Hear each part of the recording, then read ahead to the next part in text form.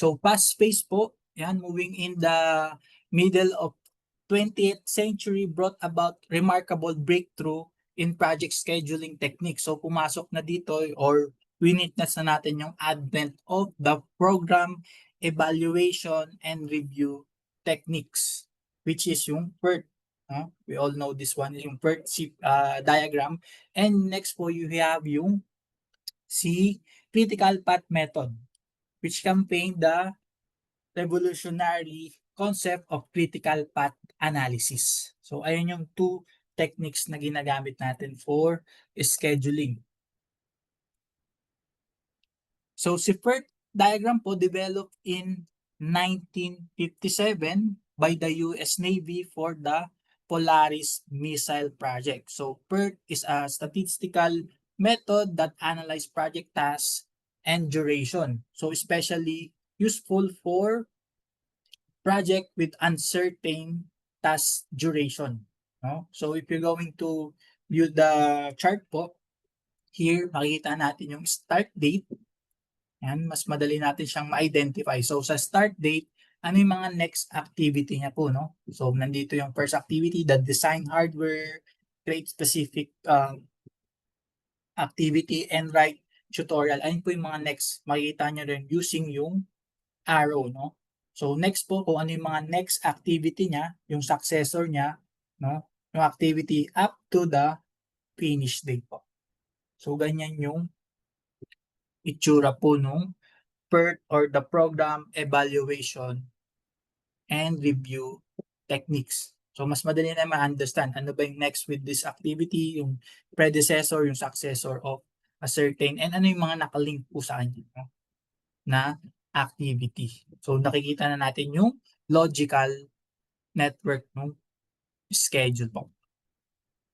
Meanwhile, yan, we also develop around the same time po as per CPM yung CPM. No?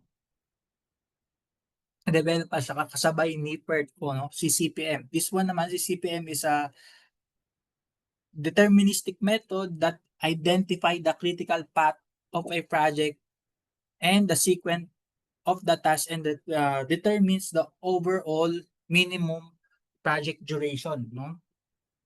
So ang difference naman po niya with the critical path, so si critical path, we calculate yung yung early dates natin and yung latest dates po pag ginagamit natin yung critical path. So paano siya naka-calculate using yung forward pass and yung backward pass po. And so if you notice on the chart po, on the diagram, and so this activity, and from A, etong straight line po na to, yan yung nasa gitna. So using critical path method, na-identify natin which is yung minimum total project duration po. Ito may mga red arrow po. So, ito yung kumuha ng pinaka minimum or longest. Yung iba known it's called po na longest path, no? Pero siya yung pinaka minimum total duration na matatapos natin yung project based on the logical pa rin naman po. Yan, based on the logic you build on your schedule.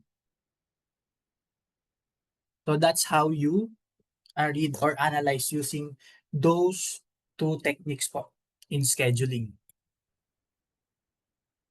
Then again, fast forward in the late 20th century, na yan, pumasok na po yung software solution.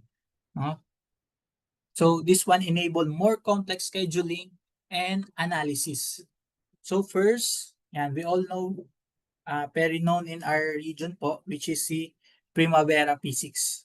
So I think all of some of here or most of here po, no, already have an experience using Primavera P6. Then second po, we have Asta Power Project.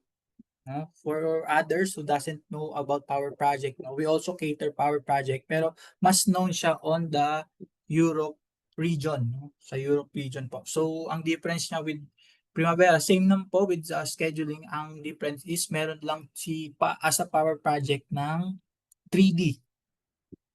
Meron siya, pwede nyo pong coordinate or sync yung 3D models nyo.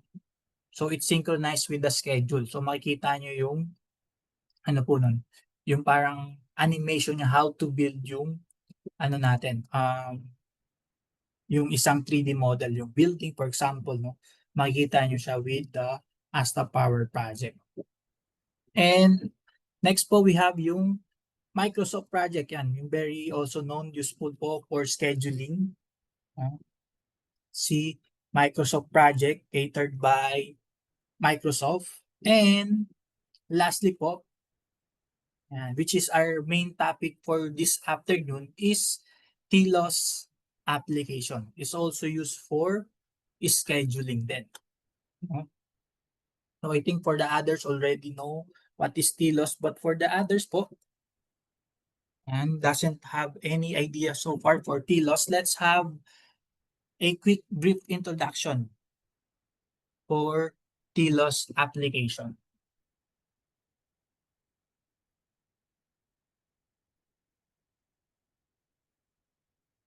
So TLOS po is a project management tool for linear construction. No? So narinig nyo naman po on the kanina with the video that played by Miss Ira. No?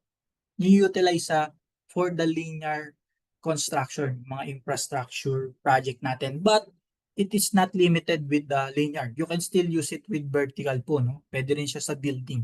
No? Pero mas powerful po kasi siya in an infrastructure project. No? So TLOS was launched in 1998 by Linear Project. No? And this one, si Linear Project po, is a private-owned construction software company in Germany. No? Then it was been acquired by Tremble noong March 5, 2015. So as of now, si Tremble na po ang nagde-develop for TLOS. So nabili niya na kasi po si Linear Project. Siya na nag-continue nung development of this solution. And TLOS is very known on the European country po. Kaya top 10 po ng mga construction doon is using TLOS application po. So ano ba yung TLOS application na yan? Bakit siya very useful for an infrastructure or linear project po? So TLOS is a software connecting yung geography and constructability issue of project with the schedule. No? So using this one, you can see what is built, when, and where. No? So na-identify natin o napaplot natin kailan ba mag-start yung activity, saang location po ba siya tatapat, no? Or ma-i-schedule. So ayun yung difference niya with other other scheduling tool or project management tool, no? So also, traditional CPM schedule and network diagram failed to provide a visual connection between the project plan and the project itself. And also, it is a single view of project enable you to quickly understand the scope and status. Since may kaya ni TLOS pakita kung nasaan yung location ng mga activity, no? Nagkakaroon tayo ng quick analysis for our schedule, no? Kung magkakaroon ba ng clashes, kung some part ba dapat umabot or dapat i-provide yung a certain activity po, no? So later papakita po natin bakit ayun yung naging power po ni TLOS po. And yan, single view kasi in a one single page po si TLOS, you can view now all your project data or information po, no? The schedule, the resources, the charts, and so on po. Kaya tinawag siyang single view, no?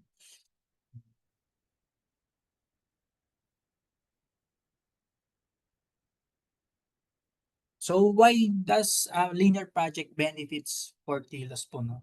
So these are some of characteristics of a linear project. So first, we all know we have yung sa linear project is repetition of activity. no? Siyempre 'pag for example 'yan mga road project natin po 'no, 'di ba up to first, up to the last for example 'no, same activity lang din naman po yung ginagawa natin, mag-e-excavate, magfi-fill ng soil, magko-concrete or magre-rebar concrete 'no, same paulit-ulit lang po yung nagiging activity natin, kay linear parang typical po siya. Then, the goal is to optimize yung productivity rate, 'yan. Yung goal po kasi for linear siyempre mas ma-optimize lahat naman kailangan natin 'no, for other project din naman po. We need to optimize yung productivity rate nung mga resources natin para ma-reduce yung project duration and also yung overall cost 'no. Kung kaya niyang mag-produce ng ganito karami in a day, so kaya nating ma-plot 'no, kung ang target po natin is ma-complete in, the given unit of for this project 'no, ipa-plot natin siya 'no, for a certain schedule. And continuous movement of activity and crew along along right of way and yung mga typical, linear project po as we mentioned earlier po 'yan, railway, metro, pipeline, bridges, tunnel, highways, high voltage and other infrastructure projects po 'no.